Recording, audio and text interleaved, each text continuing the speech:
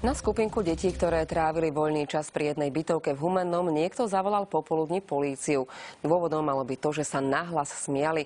Po príchode policajtov sa však 14-ročná Alexandra spolu s kamarátkou zľakli a začali utekať. Podľa matky jedného z dievčat ich policajt prenasledoval so slovami, aby stáli, lebo vystrelí. Počas naháňačky však spadol a zranil sa. Toto všetko sa stalo na konci roka 2015. Teraz, po vyše 1,5 roku, sa však rodičom dievčaťa policajt ozval a žiada odškodné vo výške 1600 eur. Mama túto situáciu považuje za absurdnú. My sme zisťovali, či policajti postupovali správne, keďže deti sa žiadneho trestného činu nedopustili.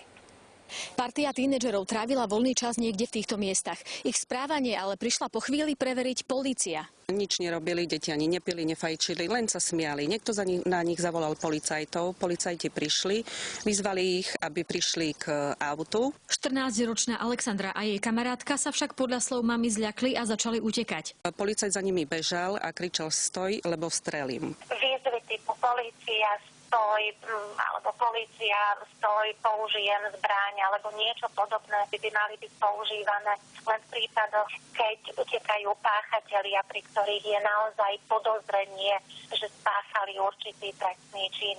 V opačnom prípade ide podľa expertky na trestné právo o zastrašovanie. Rovnako sa jej nepozdáva ani prenasledovanie maloletých dievčat. Keď naozaj nejde o podozrenie z trestného činu alebo do závažného priestupu, nie je dôvod na to, aby boli osoby, ktoré neposlúchnú túto výzvu, aby boli prenasledované. Policajt navyše počas behu spadol a zranil sa. Ako za nimi utekal, tak sa pošmykol na zablatenej tráve a polamal si maliček.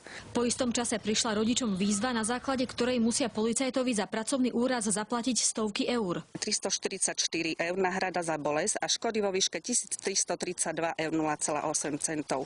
Čiže je to náhrada služobného platu vyplateného počas dočasnej PN policajta. Podľa expertky síce policajt na náhradu škody nárok má, no je treba zvážiť, či postup, ktorý pri policajnom zásahu zvolil, bol vhodný. Či skutočne bol ten dôvod na to, aby osoba bola prenasledovaná, ešte zvlášť, keď v konečnom dôsledku sa naozaj ukázalo, že išlo o maloleté osoby. V priebehu dňa sme viackrát oslovili Krajské riaditeľstvo policajného zboru v Prešove. K prípadu sa ale nevyjadrili. Z Humenného Katarína Kleknerová, televízia JOJ.